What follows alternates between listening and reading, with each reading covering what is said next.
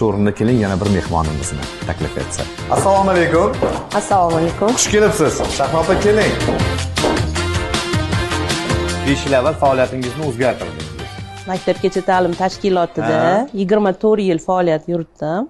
Va kunlardan birida o'zim imkoniyatlarimni boshqa sohada ham sinab ko'rmoqchi bo'ldim.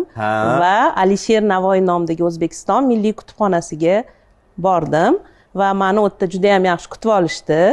Hozirgi kunda shu milliy kutubxonada faoliyat yuritaman. Tinchroq ishni tanladingizmi? Yo'q, men o'zi orzuyim jurnalist bo'lish bo'lgan. Maktabni bitirganimdan keyin hozirgi Milliy universitetda jurnalistika fakultetiga topshirganman, lekin kira olmaganman. Shuning uchun kutubxonachilik sohasida men ozgina bo'lsa ham shu orzuyimga erishdim. Mikrofonni ko'tarib intervyular oldim, kadr ortida, kadrda syomkalarda qatnashdim. Bir qancha loyihalarni amalga oshirdim. Qolaversa aktyorlik mahoratingizni ham mana shu yillar davomida namoyon etdim. Yalmog'iz kampir ham bo'lgansiz. Kutubxonachilarning ichida nima bayram bo'lsa faol bo'lganlar-da. Hozirgi zamonaviy kutubxonachi ham pedagog bo'lish kerak, ham psixolog bo'lish kerak, ham kompyuter texnologiyalarini yaxshi bilish kerak, hamda jurnalistlikdan ham xabardor bo'lish kerak. Endi ko'nglingiz xotirjam bo'ldimi?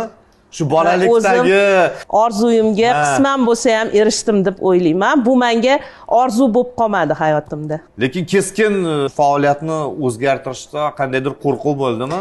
To'g'ri, boshida o'rgangan joy 1 yil emas, 2 yil emas, 24 yil bir jamoada ishlagansiz. Boshida qo'rqdim.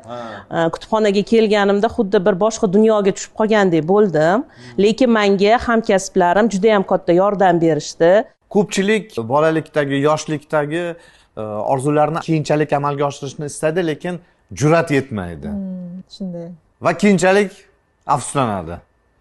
Qilmagandan ko'ra qilib ko'rgan yaxshi. Hechdan ko'ra kech yaxshi degan. Shunaqami? Qilmagandan ko'ra bir urinib ko'rgan yaxshi.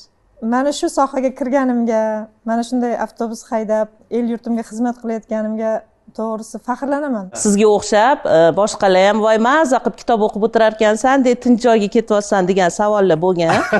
Albatta, bo'lmasa ham bo'lmaydi. Lekin u yerda faqat kitob o'qib, kitobxonlarga kitob berib, javonga qo'yib o'tiradi kutubxonachi deb o'ylaydi-da bir xil. Bu eskicha tasavvur. Lekin hozirgi zamonaviy kutubxonachilar unaqa emas. Balki kitobxonlarga har tomonlama xizmat ko'rsatiladi. Mutaxassislarni chet davlatlarga ham yuborishadi, malaka oshirishga, tajriba o'rganishga. Mana dekabr oyida men o'zim ham Moskva shahri